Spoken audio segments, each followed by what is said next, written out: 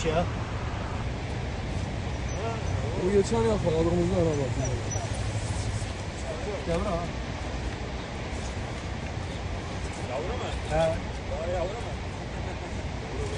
Kim o yavru diyor?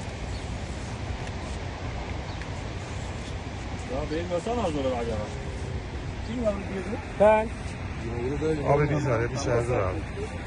Sanki. Gelsene. Yarın, kol yarın.